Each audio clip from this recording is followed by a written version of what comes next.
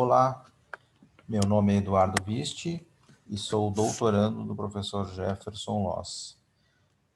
Hoje vamos falar sobre biomecânica da corrida e, primeiramente, é importante abordarmos alguns aspectos gerais sobre essa modalidade esportiva. Estima-se que hoje existam cerca de 11 milhões de corredores de rua no Brasil. Esse número ele é de muito difícil mensuração, pois esses corredores eles precisam ter participado de algum evento, de alguma prova, ser filiado a alguma federação ou alguma assessoria esportiva para serem contados e contabilizados nesse número. E ainda temos muitos corredores informais que não participam desses eventos, das assessorias e muito menos têm uma filiação em alguma federação esportiva.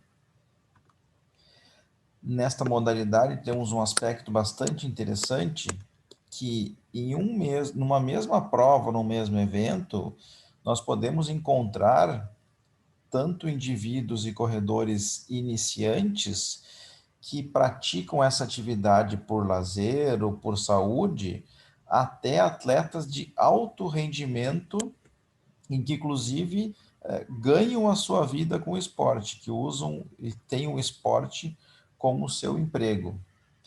Um dado bastante interessante e bem recente, que é a primeira vez desde 1986, verificou-se que o número de mulheres praticantes da corrida superou o número de homens participando dessa modalidade.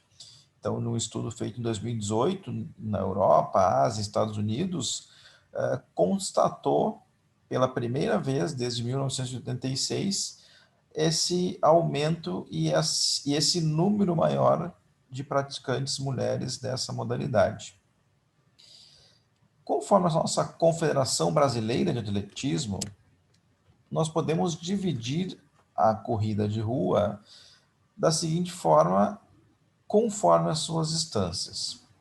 Nós temos a meia maratona, que são aproximadamente 21 quilômetros, a maratona, aproximadamente 42 quilômetros. Ainda temos outras distâncias oficiais, como 5, 10, 15, 20, 25 e 30 quilômetros, e ainda corridas de revezamento dentro das distâncias da meia e da maratona. Por exemplo, dentro da distância da meia maratona, dos 21 quilômetros, eu tenho revezamentos dentro dessa distância total.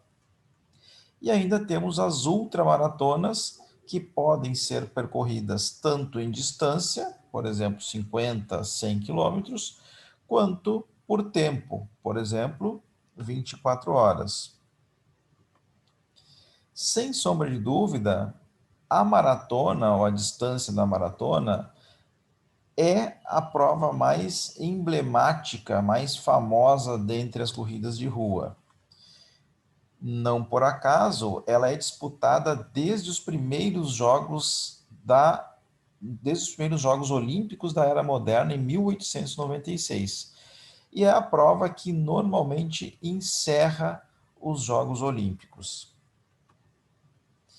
E aí, para a gente ter uma ideia de número de participantes dessas provas, a gente tem aí as provas mais populares ou mais famosas, tanto no mundo quanto no Brasil.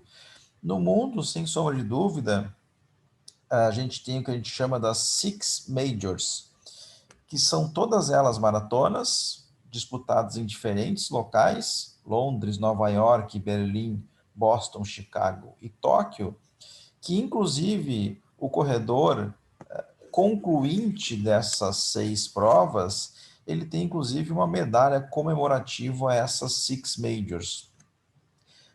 Temos como exemplo de um número grande de participantes ou de inscritos.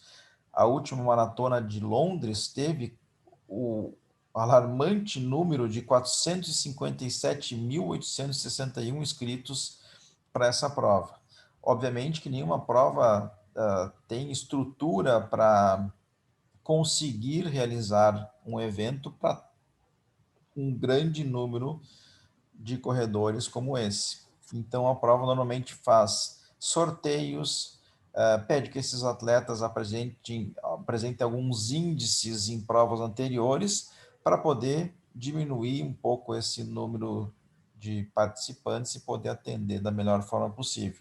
No Brasil, temos algumas provas bastante famosas, como, por exemplo, as maratonas de São Paulo, Rio de Janeiro e Porto Alegre, e também algumas corridas com distâncias menores, como a de São Silvestre, de 15 quilômetros, e a Volta da Pampulha, de 18 quilômetros.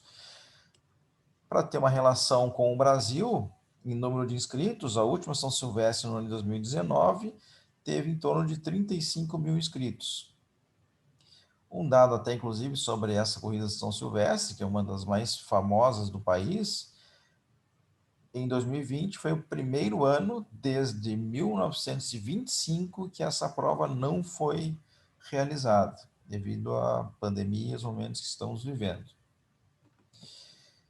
E aí a gente começa a fazer algumas relações em que a gente vai concluir essas ideias posteriormente nas próximas videoaulas, que a gente tem que entender que as exigências das estruturas musculoesqueléticas, elas vão se alterar numa relação da caminhada e da corrida. A gente vai verificar isso ao longo dos próximos vídeos, das próximas aulas, essas relações e essas transições entre a caminhada e corrida. Um aspecto que a gente tem que também levar em consideração é as diferenças das características dos corredores. Como a gente falou lá no início da aula, cada corredor, e a gente vai encontrar essas diferenças, desde corredor iniciante, corredores de alto rendimento, de diferentes idades, feminino, masculino, cada um vai ter as suas peculiaridades em relação à biomecânica da corrida.